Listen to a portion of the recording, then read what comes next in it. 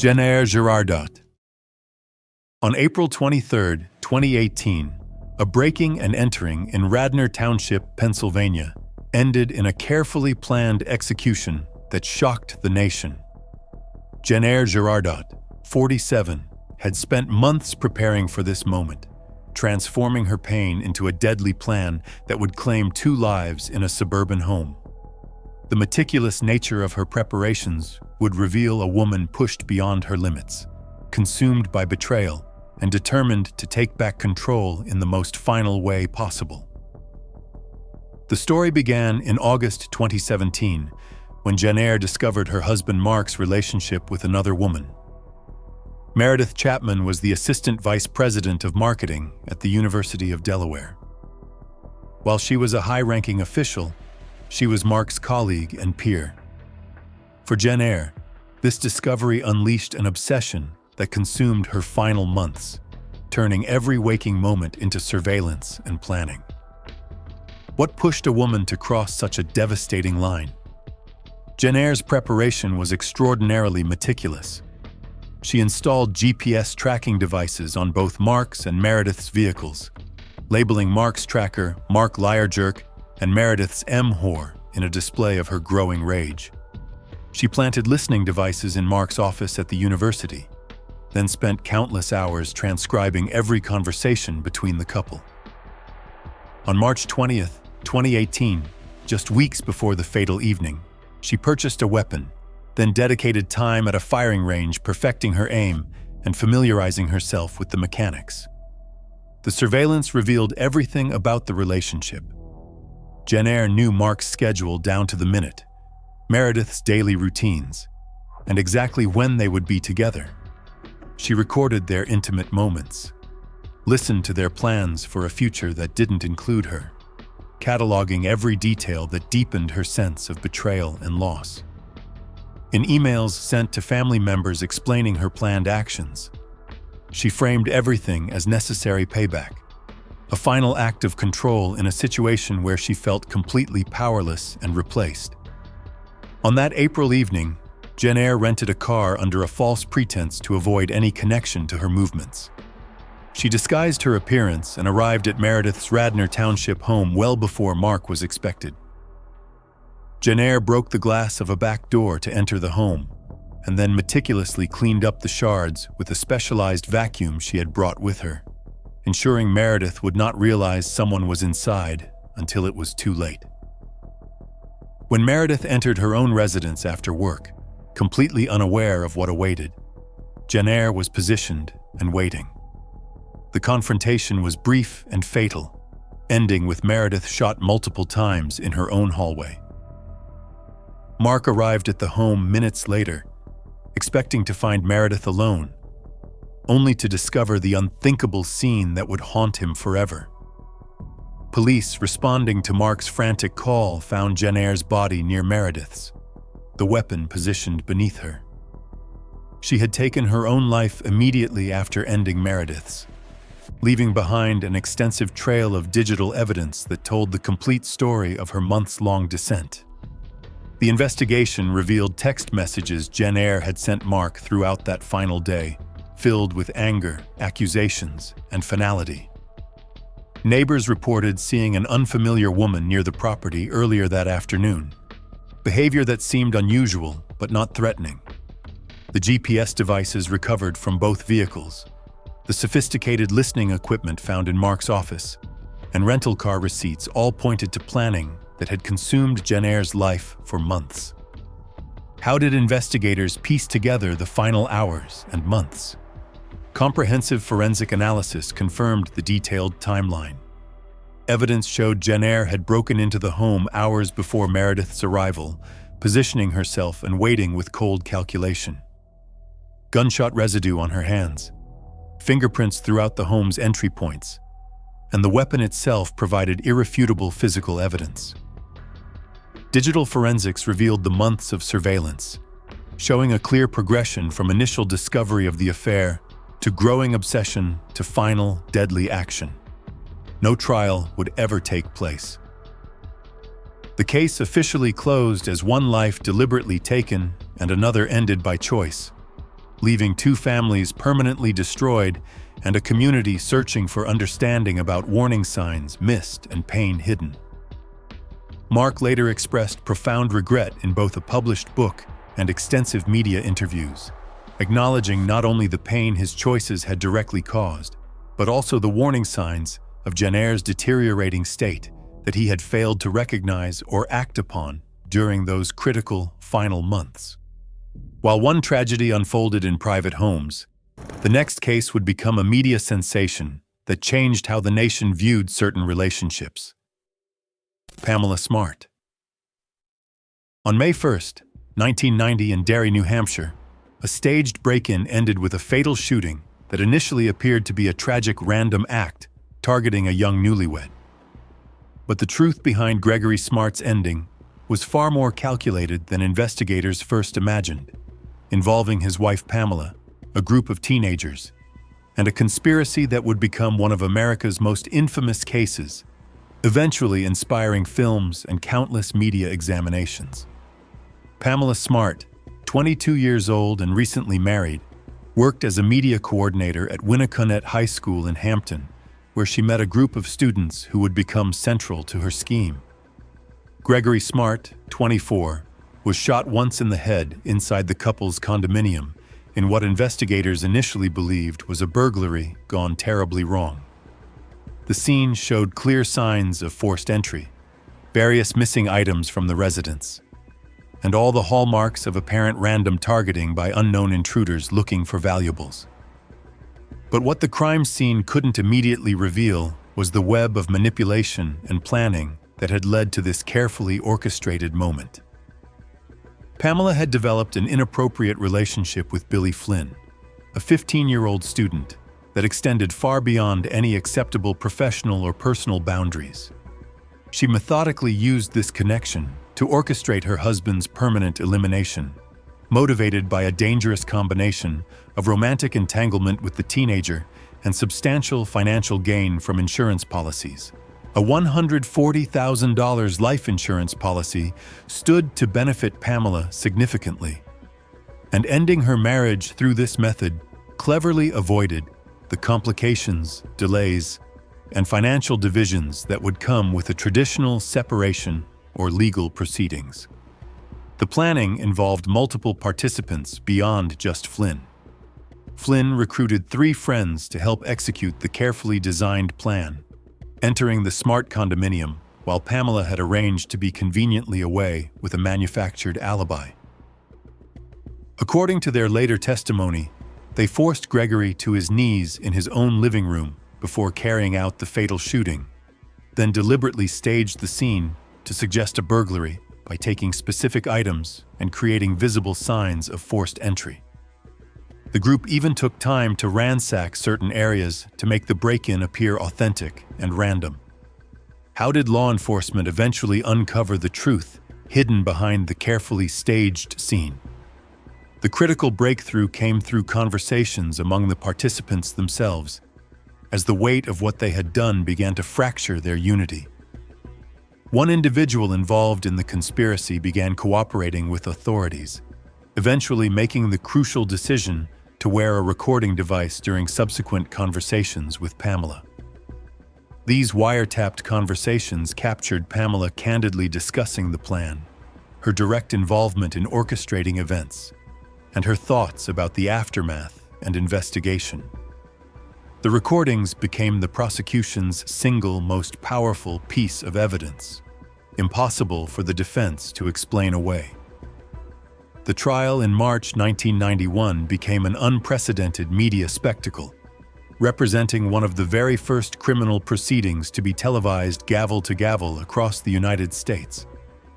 Flynn and his 3 companions provided detailed testimony about Pamela's central role in planning and actively encouraging the act.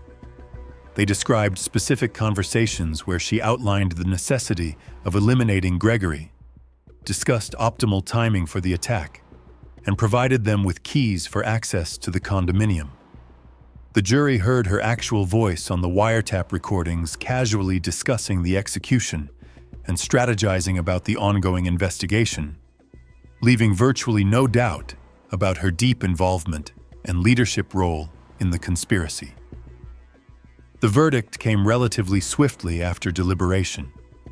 Pamela was convicted of conspiracy to commit her husband's ending and sentenced to life in prison without any possibility of release, while the actual participants received substantially lesser sentences due to their ages, cooperation with prosecutors, and the circumstances of their manipulation. Billy Flynn and his accomplice, Patrick Randall, were both granted parole and released in 2015, having served nearly 25 years of their sentences. She has maintained varying and evolving positions on her involvement over the intervening decades. In June 2024, in a video petition for clemency, Pamela Smart fully admitted her guilt for the first time in 34 years, stating, "I am responsible for the decisions I made that led to Greg's death." From a publicized courtroom drama, the story shifts to a case that remained hidden for years beneath the surface of a small Florida town. Brian Winchester. In December 2000, Mike Williams disappeared during what appeared to be a solo duck hunting trip on Lake Seminole in Florida, a sprawling body of water known for its alligator population and treacherous conditions. For an agonizing 17 years, the case remained officially classified as a probable accidental drowning, with authorities believing Williams had tragically fallen from his boat and been taken by the lake's numerous alligators. But the truth was far more sinister and deliberate, carefully hidden by Williams' childhood best friend and the woman they both loved. Brian Winchester and Mike Williams had been inseparable friends since their childhood years in Tallahassee, sharing literally countless hunting and fishing expeditions over the decades of their friendship. Winchester was married to Kathy Thomas, while Williams was married to Denise, and the four of them regularly socialized together as couples, attending gatherings, sharing holidays, and presenting the perfect image of close-knit friendship. But beneath this carefully maintained friendly surface, Winchester and Denise had secretly begun a relationship that would ultimately lead to permanent and devastating consequences for everyone involved. The morning of December 16, 2000, Winchester and Williams departed together for their hunting trip to Lake Seminole, though Winchester would later initially claim otherwise in statements to authorities. What actually happened on that isolated lake was a coldly calculated execution carried out by a trusted friend. When Mike Williams didn't drown as planned, Winchester shot him in the face with a 12-gauge shotgun at close range, then loaded his body into his truck and buried it in the mud at Carr Lake, miles away from the staged accident site. Williams's boat was found abandoned on the lake, his truck parked at the boat launch site, creating the absolutely perfect scene for what appeared to be a tragic hunting accident. What eventually broke through the wall of silence after nearly 2 decades? The critical turning point came in August 2016, when Winchester was arrested for an entirely unrelated incident involving a confrontation with Denise, whom he had married years earlier and was now divorcing. During the investigation into this new incident, Winchester made the momentous decision to confess to Williams' ending, providing investigators with specific details that only the actual perpetrator could possibly know.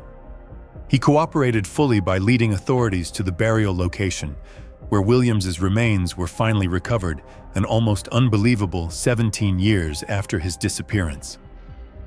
Winchester's detailed confession revealed the full and shocking scope of the long-hidden conspiracy. He and Denise had married after waiting what they deemed appropriate periods following the incident, then proceeded to benefit substantially from Williams's life insurance policies. The romantic relationship between Winchester and Denise had progressively intensified over time, creating what Winchester himself described in testimony as a situation that had completely snowballed far beyond any initial intentions or control. The combination of financial benefits and the opportunity to be together openly had motivated the permanent elimination of the only obstacle standing between them. The subsequent investigation uncovered life insurance policies totaling hundreds of thousands of dollars, all listing Denise as the sole beneficiary. She had patiently waited the standard required period before formally declaring Mike legally deceased through the courts, and then collecting all the substantial benefits. She and Winchester married within a reasonable time frame, carefully maintaining the public facade that Winchester had simply been a supportive friend, helping Denise through her devastating loss of a husband. How did the delayed legal process ultimately handle this long-buried truth?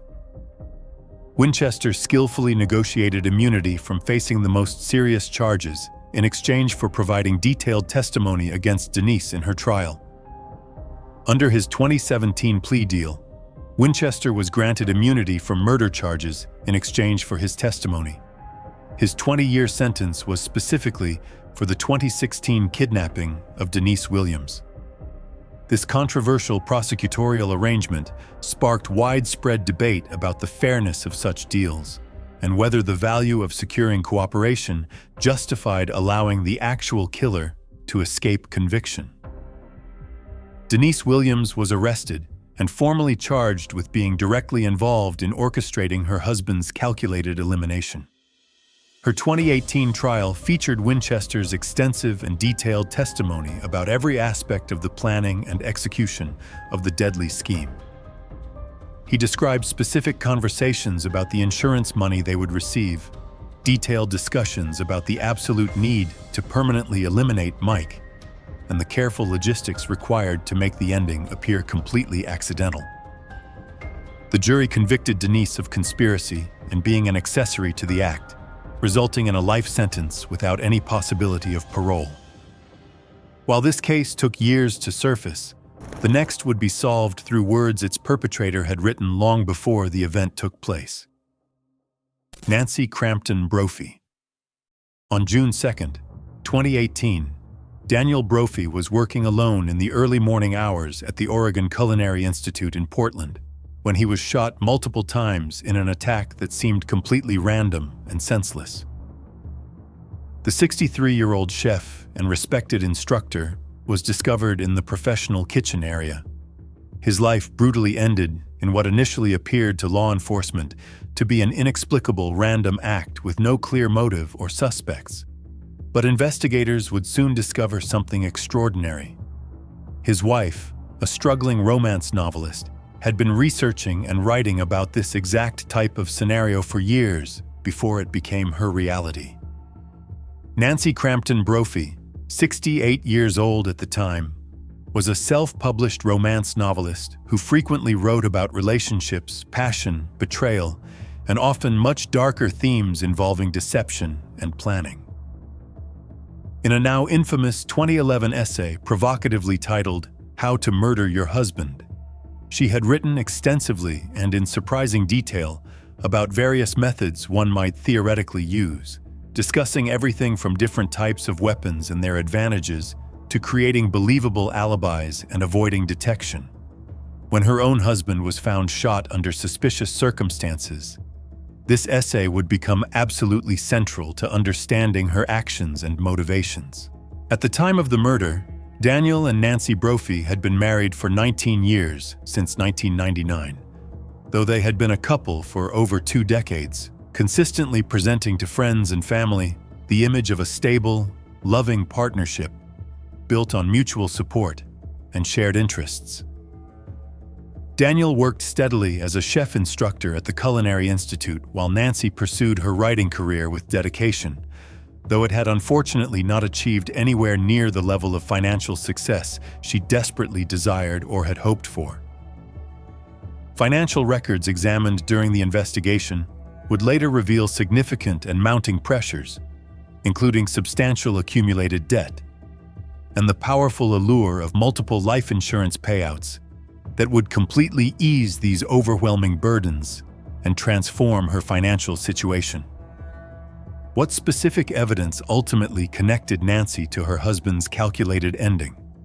Surveillance footage emerged as the absolute key to unraveling the carefully constructed truth.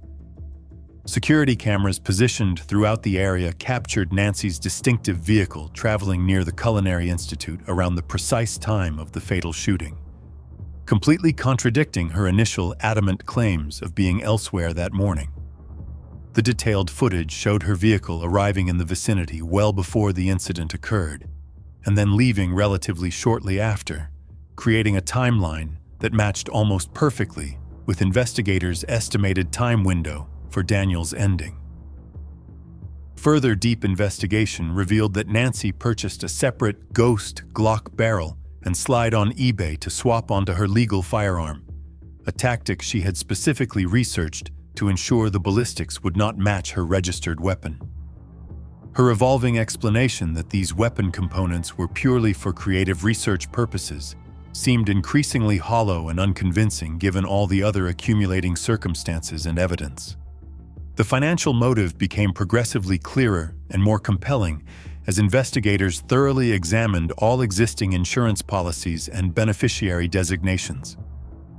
Daniel's ending would directly result in payouts exceeding $1.4 million, an enormous sum of money that would instantly and completely eliminate Nancy's crushing financial struggles and finally allow her to pursue her writing career full-time without any of the constant pressures and worries she had been facing.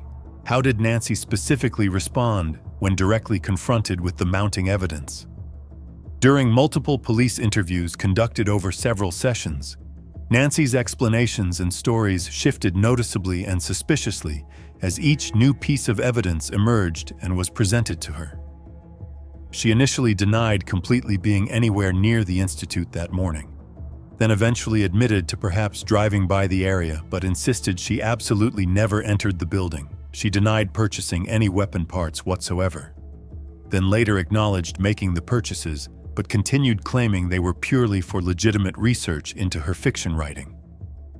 Each new revelation and contradiction seemed to progressively tighten the evidentiary case being built against her.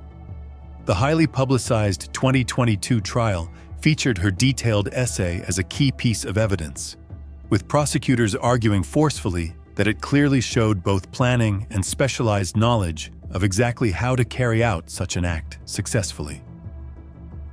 The defense team countered by arguing that fiction writers routinely research extremely dark and disturbing topics without ever acting on them in reality. But the overwhelming combination of the suspicious essay, damning surveillance footage, traced weapon purchases, and clear financial motive ultimately proved far too convincing for the jury.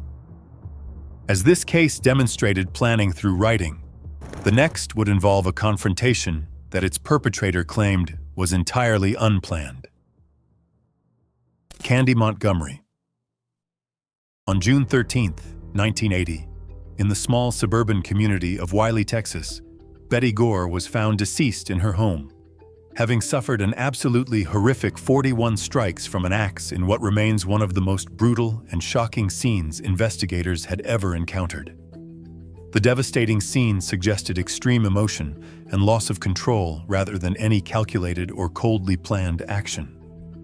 The person ultimately responsible was not a dangerous stranger or random intruder, but someone Betty knew extremely well and trusted completely. Someone who had been secretly having a relationship with Betty's husband for nearly a full year. Candy Montgomery, 30 years old at the time, was a housewife and mother living what appeared to be a perfectly normal life in the close-knit suburban religious community. She and her husband Pat were social friends with Betty and Alan Gore, regularly socializing together, attending the same Methodist church services, and participating in community activities as friendly couples. But beneath this wholesome exterior, Candy and Alan had secretly developed a connection that went far beyond simple friendship, meeting in secret locations while both carefully maintained their separate family lives and public images. The relationship had reportedly ended by late 1979, with both Candy and Alan mutually agreeing to return fully to their respective marriages and forget what had happened between them.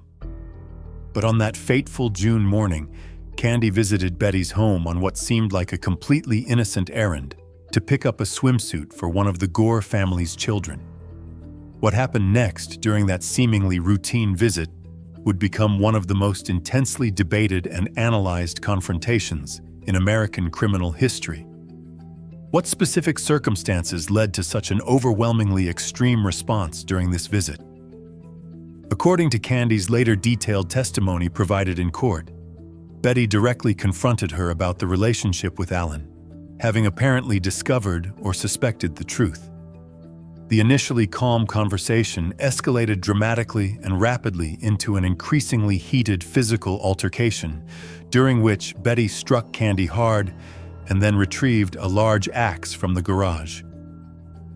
Candy claimed under oath that she wrestled the axe away during the struggle and, genuinely fearing for her own life in that moment, struck Betty in what she described as self-defense. What followed was a sustained and devastating attack that left Betty with 41 separate wounds across her body, far exceeding what most would consider necessary for self-protection. The horrific scene Candy left behind was absolutely devastating to discover. Betty's body was eventually found by concerned neighbors when she failed to respond to repeated phone calls throughout the day. Alan Gore was conveniently out of town on a business trip, initially creating a puzzling mystery about who could possibly have committed such a shockingly brutal act against a seemingly innocent housewife and mother. The investigation naturally focused on finding any connections between Betty and anyone who might have wanted to cause her serious harm. How did investigators eventually identify Candy as the responsible party? After the struggle, Candy washed herself in the Gore's shower to remove the blood before returning to her normal daily activities, including attending a vacation Bible school lunch. However, forensic evidence and detailed investigation would eventually connect her definitively to what had occurred. Facing the mounting evidence against her, Candy eventually admitted to the confrontation, but firmly maintained she had acted purely in self-defense against Betty's aggression. Her detailed description of the events portrayed Betty as the initial aggressor who had attacked first, with Candy claiming she had only defended herself when directly attacked with the axe.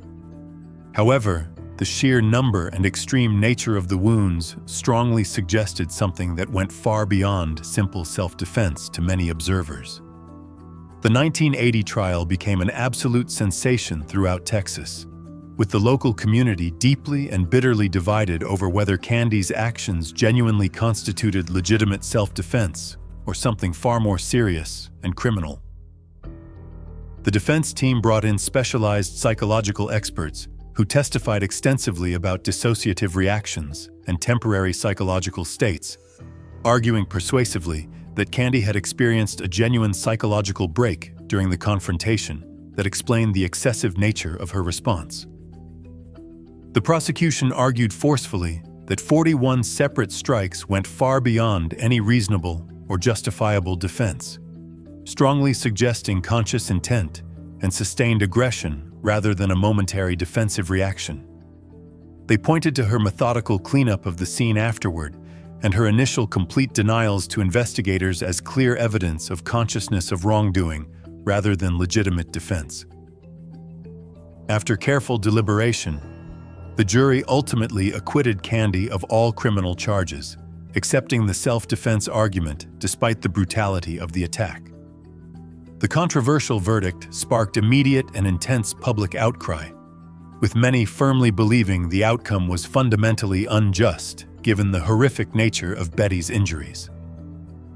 If you've made it this far and enjoy deep dives into the most shocking criminal cases, hit that subscribe button and don't forget to press the bell icon.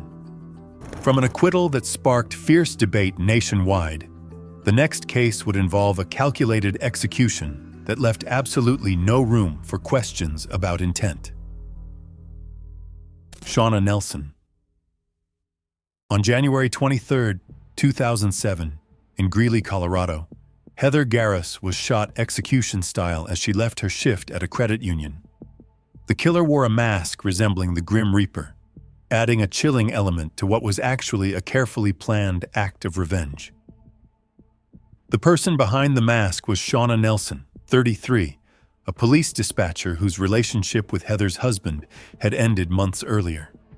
Shauna worked as a dispatcher for the Weld County Sheriff's Office, giving her insider knowledge of law enforcement procedures.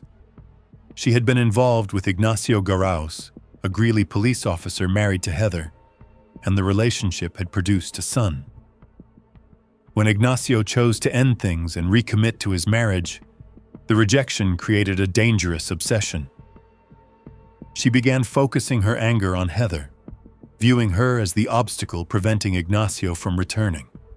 This shift from heartbreak to blame would set the stage for what came next. What drove Shauna to cross the line from obsession to action? The morning of the attack, Shauna disguised herself elaborately, donning dark clothing and the distinctive mask that would later help investigators identify her through surveillance footage. She waited in the credit union parking lot where Heather worked, timing her arrival to coincide with the end of Heather's shift.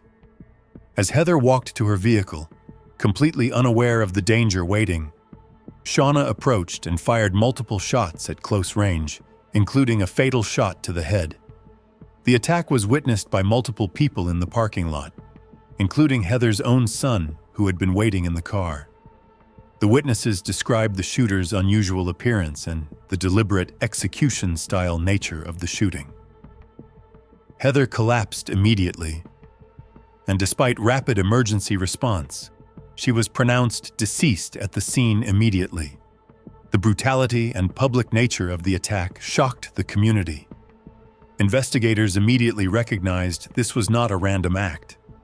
The targeted nature, the planning evident in the disguise, and the specific timing all pointed to someone with knowledge of Heather's schedule and movements. When they learned about Shauna's relationship with Ignacio and the subsequent breakup, she became the primary focus of the investigation. How did investigators build their case against a fellow law enforcement professional? Forensic evidence proved crucial in securing the conviction. Gunshot residue was found on Shauna's hands and clothing, directly connecting her to the shooting. The distinctive Grim Reaper mask was traced back to a purchase Shauna had made, and surveillance footage from various locations showed her vehicle in the area before and after the attack. Cell phone records placed her at the scene during the critical time window. Additional evidence included witnesses who testified about Shauna's increasingly erratic behavior following the breakup, her repeated attempts to contact Ignacio, and statements she had made suggesting Heather was ruining her life. Shauna's own husband provided testimony about suspicious activities and timeline discrepancies that undermined her alibi claims.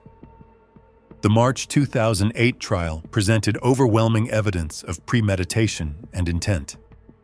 Prosecutors argued that Shauna had methodically planned every aspect of the attack, from acquiring the disguise to selecting the location and timing. The defense attempted to suggest Shauna had been framed, or that the evidence had been misinterpreted, but the combination of physical evidence, witness testimony, and established motive proved insurmountable. The jury convicted Shauna of first-degree charges, and she received a sentence of life in prison without the possibility of parole. Shauna Nelson is currently serving her life sentence at the La Vista Correctional Facility in Pueblo, Colorado, which is the primary facility for female offenders serving life terms in the state. The next case would involve not one but two separate attacks driven by romantic obsession and jealousy. Sheila Davalloo. On November 18, 2002, in Pleasantville, New York, Ana Lisa Raimundo was found stabbed to death in her apartment. The 23-year-old had suffered multiple stab wounds in an attack so fierce that investigators recognized the personal nature immediately. But it would take years before they discovered the killer was someone Ana Lisa had never met, a woman consumed by jealousy. Sheila Davalloo, born in Iran in 1969, worked as a biochemist at a pharmaceutical company. She held a degree in biochemistry and appeared successful, married, and leading a stable life. But beneath this exterior, Sheila was conducting a relationship with co-worker Paul Christos while still married. When Sheila learned Paul was also involved with Ana Lisa, a young co-worker, Ana Lisa became a direct threat. driving Sheila to commit an act of extreme determination. What led Sheila to target someone she barely knew? The planning for Annalisa's ending was meticulous. Sheila obtained Annalisa's address and studied her routines, learning when she would be home alone and vulnerable. On that November evening, Sheila went to Annalisa's apartment, armed with a knife. When Annalisa opened the door, perhaps expecting someone else, Sheila attacked with brutal efficiency. The attack was savage, with Annalisa suffering numerous stab wounds as she tried to defend herself. The scene suggested a prolonged struggle, with evidence of Annalisa fighting back before succumbing to her injuries. Neighbors heard sounds of the confrontation, but didn't realize what was happening until it was too late. Annalisa's body was discovered hours later when she failed to respond to phone calls. The investigation initially focused on Annalisa's personal life, looking for ex-partners or anyone with a grudge against her. But the leads went nowhere, and the case grew cold. Sheila had successfully covered her tracks, cleaning the scene of obvious evidence and providing herself with what seemed like a solid alibi. The case remained unsolved for months. How did investigators eventually connect these seemingly unrelated events? In March 2003, Sheila Davallou suggested a handcuff game with her husband, Paul Christos, in their home. Once he was restrained, she stabbed him twice in the chest with a paring knife before taking him to the hospital, where she attempted to stab him a third time in the parking lot. Paul survived the attack and was able to describe his assailant, though he initially didn't realize it was Sheila. But investigators noted similarities between the two stabbings, and when they learned about the romantic connections between all parties, Sheila emerged as a suspect. The critical evidence came from a 911 call made after the attack on Annalisa. Voice analysis eventually matched the caller to Sheila, who had apparently called to report the crime herself, perhaps to deflect suspicion or insert herself into the investigation. Additionally, a single drop of blood found at Annalisa's apartment was analyzed through DNA testing and matched to Sheila, placing her definitively at the crime scene. The evidence against Sheila for the attack on Paul was more straightforward. Despite her attempts to disguise herself, Paul eventually identified her, and forensic evidence from the scene supported his identification. Investigators realized they were dealing with someone whose obsession had driven her to attempt eliminating anyone who stood between her and Paul. Sheila faced separate trials for the two incidents. In 2004, she was convicted of attempting to end Paul's life and received a 25-year sentence. Then in 2012, she was finally convicted of Annalisa's ending and received an additional 50-year sentence. During both trials, Sheila maintained her innocence, offering alternative explanations that jurors found unconvincing given the physical evidence. Prosecutors described Sheila's actions as calculated and ruthless, driven by an obsessive need to control her relationship with Paul regardless of the cost. Annalisa's parents spoke at sentencing, describing Sheila's actions as demonic and savage, words that captured the horror of losing their daughter to someone who saw her as nothing more than an obstacle. Sheila Davallou is currently serving her sentence at the Bedford Hills Correctional Facility in New York. She will be extradited to Connecticut to begin her 50-year sentence there only after completing her New York term for the attempted murder of her husband. But the next case would involve someone with even more power, someone who used their position to hide their crime for over 2 decades of silence. Stephanie Lazarus. On February 24, 1986, in Los Angeles, Sherry Rasmussen was found beaten and shot to death in the condominium she shared with her husband of 3 months. The 29-year-old nursing director had been shot 3 times, and the scene was staged to look like a burglary. For 23 years, the case remained unsolved, but the truth was hidden behind a badge. Stephanie Lazarus was a beat officer who had met John Ruetten, Sherry's husband, When they were students at UCLA, Stephanie and John had dated on and off during college and maintained contact after graduation, with Stephanie holding on to hopes they might end up together. When John married Sherry in late 1985, Stephanie struggled to accept it was over. Sherry had told friends about a female LAPD officer who kept showing up at her workplace, asking questions and making veiled threats. Sherry had been concerned enough to mention these encounters to John. What drove a law enforcement professional to commit such a calculated act? The morning of February 24, 1986, Stephanie went to the condominium John and Sherry shared, knowing John would be at work. What happened next, according to forensic evidence, was a confrontation that turned deadly. Sherry was bitten during a struggle, and ultimately shot 3 times with a .38 caliber weapon, a standard LAPD service weapon at the time. Stephanie then staged the scene to look like a burglary, breaking items and taking a few belongings to support this narrative. The initial investigation treated it as a burglary-related incident. LAPD detectives noted the broken vase, the missing electronics, and concluded that Sherry had likely interrupted a burglar. John mentioned Stephanie's recent visits to investigators, but because she was a fellow officer, this lead was never seriously pursued. The case went cold, and Sherry's family spent decades seeking answers that seemed impossible to find.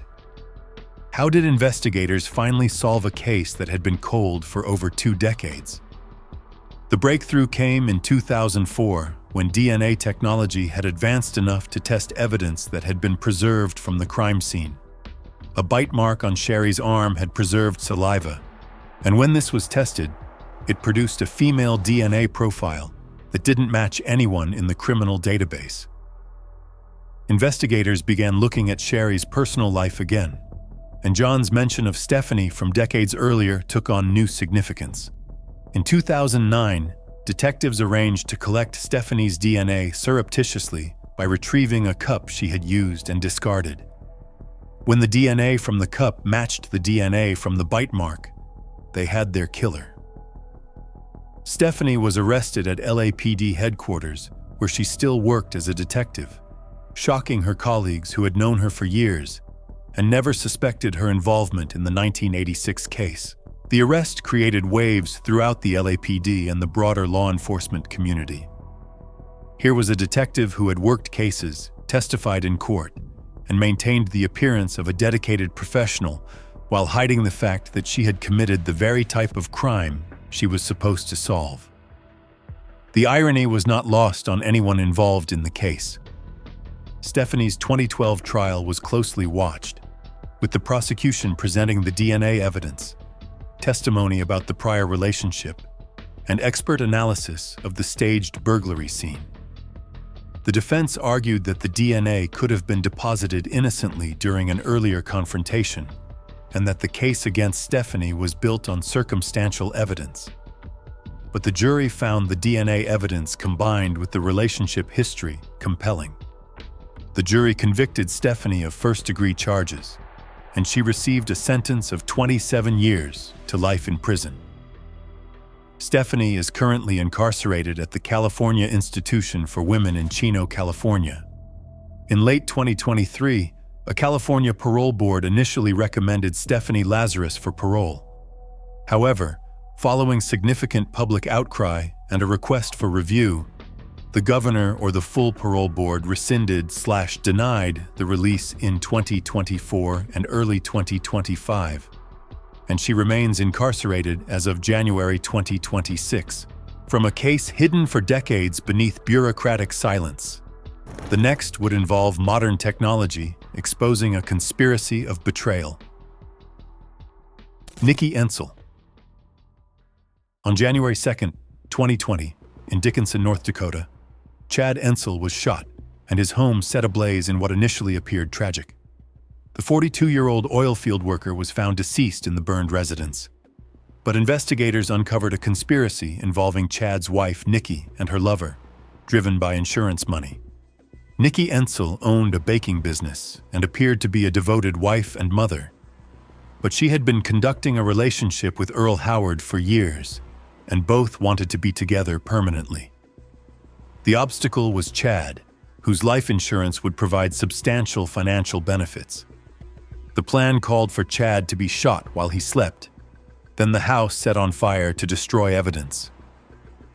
What mistakes did the conspirators make that led to their exposure?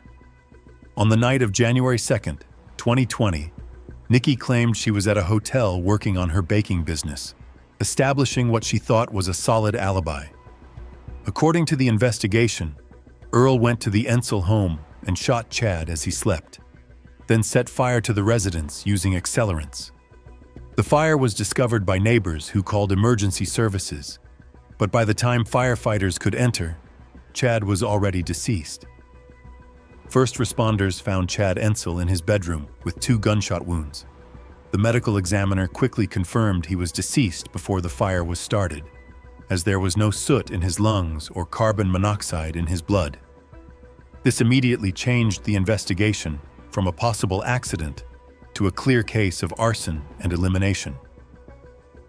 Nikki's alibi began to fall apart under scrutiny. Her timeline didn't match surveillance footage and cell phone data, which placed her phone in locations inconsistent with her story.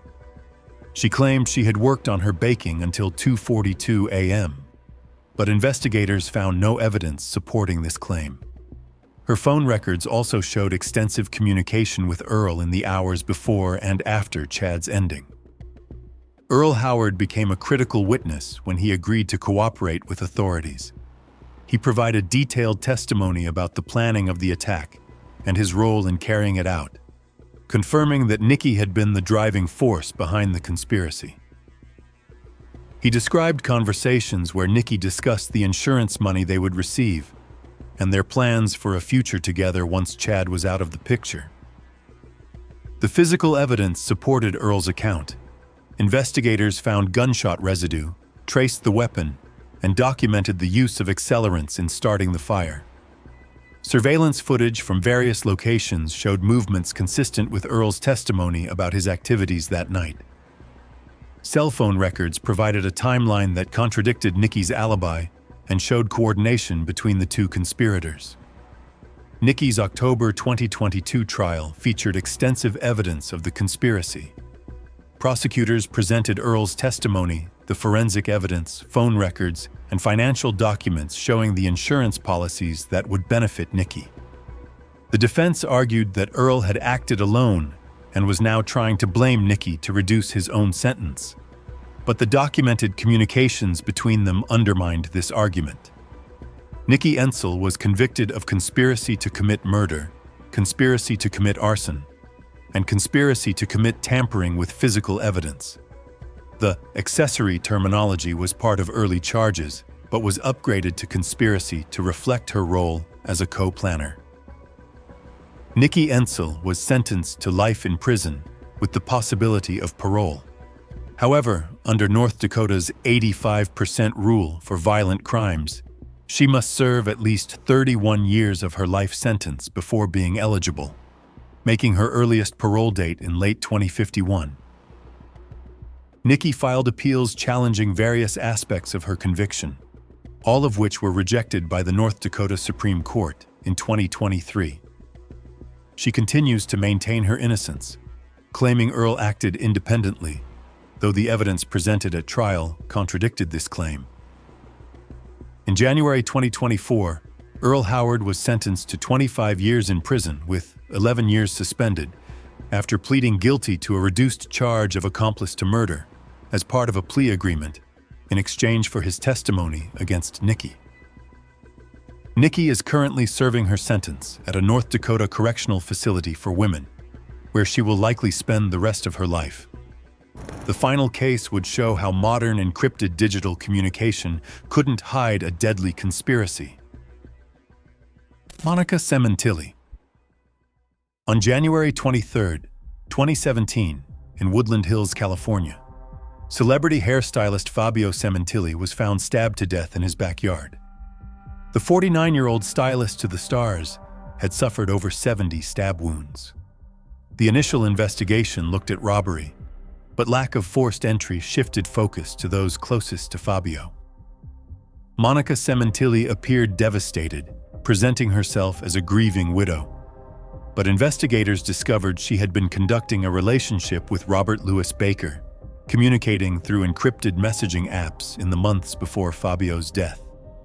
Financial pressures and Monica's relationship with Baker created a situation where she saw ending her marriage through Fabio's elimination as preferable to separation. What evidence exposed this carefully planned conspiracy? The investigation revealed that on the night of the attack, Monica had deliberately disabled the home security system and left doors unlocked to allow Baker access to the property. She had provided him with details about Fabio's schedule and movements, ensuring Baker would know when to strike. Security footage from neighbors captured a figure matching Baker's description in the area around the time of the attack. The most damaging evidence came from communications between Monica and Baker that had been preserved despite their use of encrypted apps. Investigators recovered messages where they referred to each other as ride or die, discussed their future together, and used coded language that prosecutors argued referenced their plans. Additional messages sent after Fabio's ending showed them coordinating stories and attempting to establish alibis. Financial records revealed that Monica stood to benefit substantially from Fabio's life insurance and would gain full control of assets accumulated during their marriage. The combination of financial motive and the romantic relationship with Baker provided clear reasons for wanting Fabio permanently out of the picture. How did the investigation break through the conspirators' attempts at secrecy? Even after Monica and Baker were arrested, they continued communicating through the jail system, sending letters and messages they believed would remain private. These communications proved devastating to their defense, as they discussed their situation in ways that revealed consciousness of guilt and continued coordination of their stories. Prosecutors used these jailhouse communications as evidence that Monica had orchestrated the entire plan. The couple's two daughters faced the impossible situation of losing their father and seeing their mother accused of orchestrating his ending. They testified during proceedings, with their statements providing insight into family dynamics and the impact of the crime on those left behind. Robert Baker was convicted first, in 2023, of carrying out the actual stabbing. He received a life sentence without the possibility of parole. During his trial, prosecutors presented extensive evidence of the conspiracy, including the encrypted messages, security footage, and forensic evidence from the crime scene that connected him to the attack. Monica's trial followed in 2024, with her conviction coming in 2025. The prosecution argued that while Baker had wielded the weapon, Monica was the true architect of the conspiracy. They presented the timeline of communications, the disabled security system, the unlocked doors, and the financial motives that drove her actions. After several years of delays and a high-profile trial, Monica Cementilli was convicted in 2024 and sentenced to life without the possibility of parole in early 2025. She was subsequently transferred to the California Institution for Women in Chino. This was all from our side today. Thanks for watching. Click here to check out another video.